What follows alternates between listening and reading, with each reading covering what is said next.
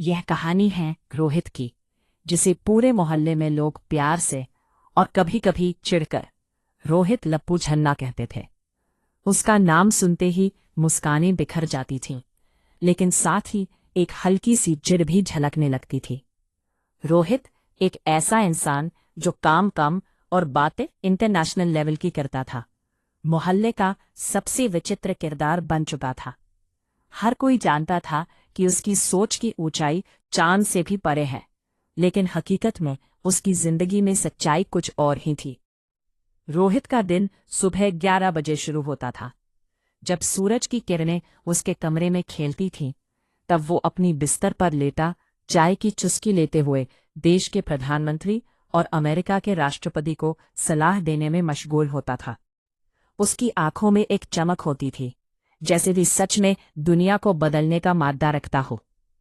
जब रोहित ने दिया जॉब इंटरव्यू एक दिन, घर वालों के चप्पल और गालियों के प्रेशर में आकर रोहित लप्पू झन्ना ने एक कंपनी में इंटरव्यू देने का फैसला किया। उसने सूट बूट पहना और ऐसे बैठा जैसे वो कंपनी का मालिक ही हो। उसकी आत्मविश्वास से भरी मुस्कान ने सभी को उसकी ओर खींच लिया। इंटरव्यूअर ने रोहित का सीवी देखा और हैरान रह गया।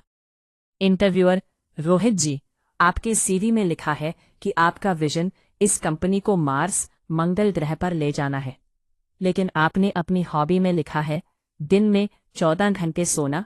रोहित लप्पू झन्ना बिना पलक झपकाए: सर, इसे सोना नहीं कहते, इसे डीप थिंकिंग मोड कहते हैं। जब मैं सोता हूं तो मेरा सबकॉन्शियस माइंड कंपनी के टर्नओवर को $100 बिलियन करने की स्ट्रैटेजी बनाता है। एल्बर्ट आइंस्टीन भी बहुत सोते थे। इंटरव्यूअर चश्मा ठीक करते हुए: अच्छा, और ये जो आपने लिखा है कि आपको 5 भाषाओं का ज्ञान है, कौन कौन सी? रोहित: पहली हिंदी, दूसरी इंग्लिश, तीसरी बकवास, चौथी झूठ और 5वीं जब मम्मी मारती है तो जो आवाजें मेरे मुंह से निकलती है वो केवल एलियन समझ सकते हैं। इंटरव्यूअर ने अपना सिर मेज पर पटक दिया और गार्ड को बुलाकर बोला, इस विजनरी महापुरुष को तुरंत कंपनी के बाहर छोड़कर आओ, वरना ये हमारी कंपनी को मंगल ग्रह पर भेजे न भेजे, मुझे पागल खाने जरूर भेज देगा। और हाथ अंत में शाम को रोहित फिर से नुक्कड़ पर खड़ा था। उसके दोस्तों ने उत्सुकता से पूछा, क्या हुआ बे लप्पू झन्ना, नौकरी मिली? रोहित ने बाल पीछे किए और गर्व से बोला, अरे यार, वो कंपनी मेरे लेवल की नहीं थी। उनका विजन बहुत छोटा है।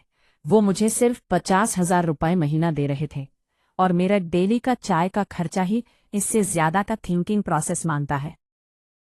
तभी पीछे से उसकी मम्मी की आवाज आई, ओए, 20 रुपए धनिया पत्ती ला दे, वरना रात को सूखा परांठा मिलेगा।